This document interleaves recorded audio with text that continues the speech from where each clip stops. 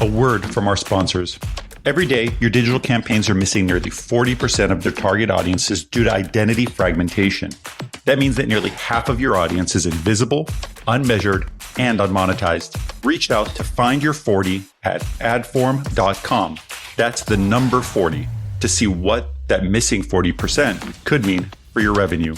Reach out to us. Again, that's find your 40 at adform.com.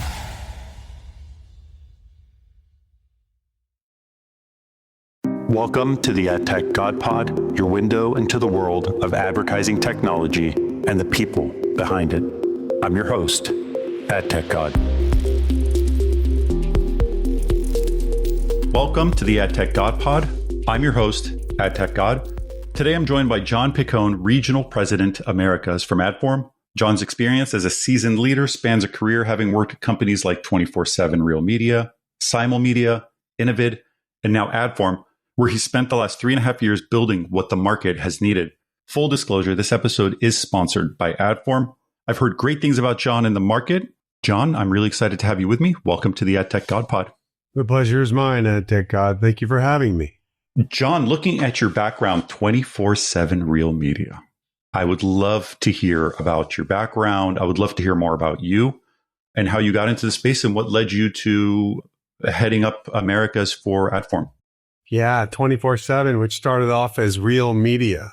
On my side, a company founded by Dave Morgan in the mid-90s. And I was working for a subsidiary of a company that invested in Dave's company, Real Media. And I had the opportunity to work in the technology group. And I was asked to start up the European division of that technology group, which was really exciting. I spent better part of 10 years based out of Paris, France during those heady days of 1996 to 2005. And at that time, we were really focusing on publisher ad serving solution. And to be at the very early stages of understanding how ads get delivered and the impact that they make on not just publishers, but advertisers and agencies was a really good insight to see the economics of the business that's driven by the technology. And so, as I said, I spent roughly 10 years there, 24/7, and Real Media merged to become 24/7 Real Media. That became Xaxis. And then I went into a couple more startups, always being the go-to-market guy when either the first round of financing was secured, working with some of the smartest people in the business, and went back into the game with Dave at Simul Media, again, one of the starting members of that team, and wanted to bring a data-driven approach to linear television to truly understand why so much money stayed in that space, but doing it through a data-driven lens. And so obviously learned a ton there and found Adform to be super intriguing because they approach the market from a full tech stack. And it's unique when you have a company that's got so many pieces of kit in their toolkit. So everything from a DSP to an ID solution to a buy-side ad server to dynamic creative optimization suite. And each one of these pieces impacts the industry differently and impacts the respective stakeholders of both publisher, agency, and advertiser differently. So I thought that was a cool place to go. And with my background, having worked in Europe and Adform being founded in Denmark in 2003, it was a great opportunity to reconnect with some old friends in Europe, but based out of New York. So you've been in the space for a really long time, and you mentioned something that I caught, that you're usually a guy that's brought on when funding comes in, they're ready to scale and build, and that says a lot about you as a person, you as a personality. You just kind of get stuff done. That kind of brings me to my next question. Like, getting stuff done is not always done the right way. And a lot of these marketers are talking about efficiency, they're talking about reach, but people are often overlooking this huge percentage of a user base, and it's the 40% that are overlooked. How is Adform in particular addressing that 40%? And why are you pushing brands to think differently about those audiences? Yeah, I think it's really important to walk a mile in a brand's shoes. You know, they have to react to changing dynamics in the industry to build awareness, while at the same time building the products that they're actually advertising. So they have this really interesting dynamic. Are we selling the right products? Are we reaching the right audiences? And then that you have the fragmentation of not only the channels in which they want to reach them, but you have in our space here, and expect definitely in the programmatic marketplace, you have this massive fragmentation of how people are engaging with content, but also how we can target them now that we have things like cookie deprecation and changes in device behavior. And so when you understand that a brand's fundamental focus is on reach and frequency, because those are the core pillars of media planning, which are then supported by the media activation, they just know that the most effective frequency is 0 to 1. Somebody went from not seeing my ad to seeing my ad. And thereafter, how many more times can I remind them? And in today's marketplace, you can't get a true signal across platform. Lots of good companies are working on it, but it's tough to get. And so what Adform has done is to try and help through transparency of what's happening in the bid stream. And you'd be surprised in what's going on in that bid stream.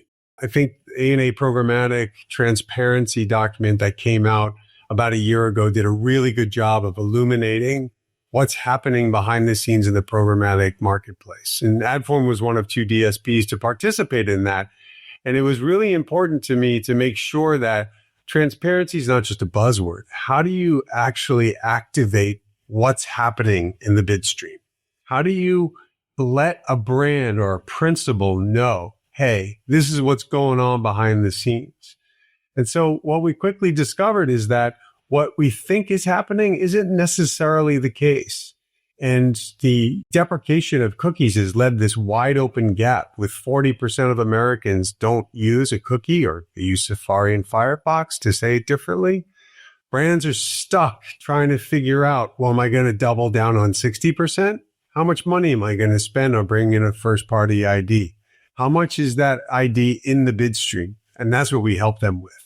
So, John, I was looking at the company prior to the call, and we had a prior chat to this, and you mentioned that we're, an independent player in a very competitive market. That being said, you're not small. I mean, I think the total number of employees was close to 700. Correct. Okay. So what sets you apart as an independent player in the market, and how does that position you differently for the broader vision of what your company is doing and why advertisers want to see Adform position itself in the market? Yeah, I think the role of independence has changed its definition over time. There were times when there were just technology players, and then those technology players started taking positions on inventory.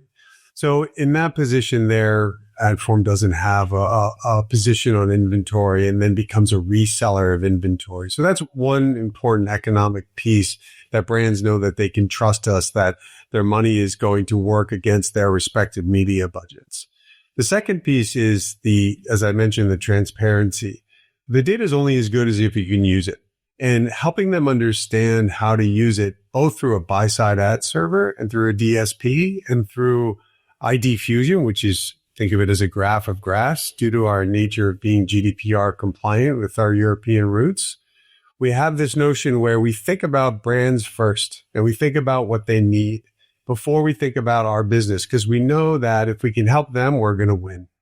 John, you mentioned GDPR being compliant, being a European first company. Can I say that? A European first company with a presence there. You were probably ahead of the curve in understanding how to address a market that, has restrictions and privacy regulation. So it's good to know that you were a step ahead, having started in dealing with GDPR and then moving into the United States. That obviously reflected your strategy in entering this market. Another question for you is, you mentioned the 40%, and that's like a key focus of what you're doing. How is that different? So budgets get a little bit tight for marketers. At times, they're trying to find the right audiences to target. And so when you find your 40, what are you giving these advertisers in terms of the right results and the right way to spend their money rather than just spending more money? So let's clarify what this Find Your 40 is. If you have 40% of your audience that you can't see, you need to rely on another first-party data. Do you know how often that first-party data ID gets through the bid stream to actually reach the DSP? That's question number one. More times than not, they don't.